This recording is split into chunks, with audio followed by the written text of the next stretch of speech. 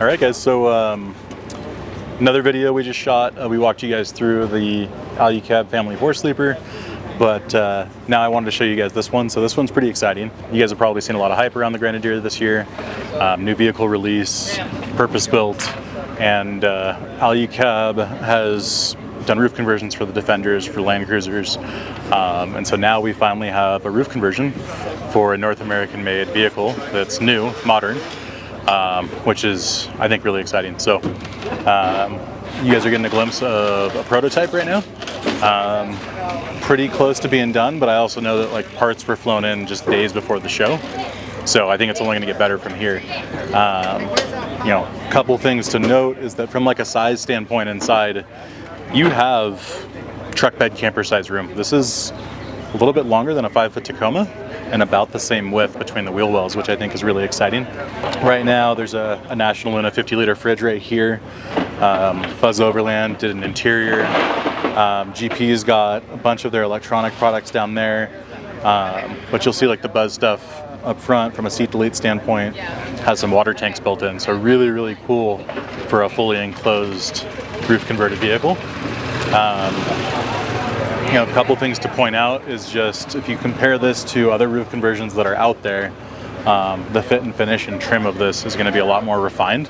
It doesn't look like, I hate putting it this way, someone did this like in their backyard and just made something work. It's purposely designed for it. We'll get you a little bit of video of pushing the bed up. I think when it comes to roof conversion, a lot of the questions people ask are electronics with the Grenadier. We'll get you guys those shots. So that's one of the things that the Grenadier is really well known for. Essentially, the roof conversion takes place after that. So there wasn't a lot of electronic modification that needed to be done. A couple harnesses needed to be extended. But other than that, it was pretty dang simple. There's a new finish on the bottom of the roof conversion that we'll call it's the headliner. That looks pretty awesome. And there's still things that are going to get added to it, like lighting. But overall, you've got a good amount of sleeping space, definitely long enough. Bed on a gas strut, push it easily out of the way. And then extremely low profile on the outside. Looks really modern. I think it looks really, really good. We're definitely going to be cutting the one off the bars. Ren's walking by right now. So also it's not as loud. No, you're good. So we got a mic. From an install standpoint, how long do you think it took you guys?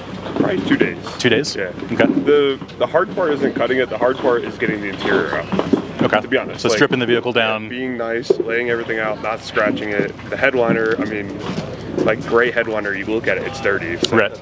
Like being meticulous with the strip is the biggest part. Cool. And then from a structural standpoint, still stronger than stronger than hell, right? Didn't lose any structure. You're cutting out the C-beam, but you're adding basically 2 layers on that on top. Yeah. I mean, if anything, it's probably adding material to the roof, and the material that you're adding is actually bolted into all the roof mounting points, so it's spanning. Cool. Okay. We'll get some video of it opening and closing for you guys, the bed operating. But I think the big thing here, guys, is North American vehicle, fun platform, really good looking. We'll get more detailed stuff as we go, guys, but wanted to give you guys kind of that first glimpse. Let us know if you have questions in the comments. Let us know if you want us to shoot anything else for you guys. And subscribe for more. We're going to keep doing content while we're here with Alu-Cab at Overland Expo West.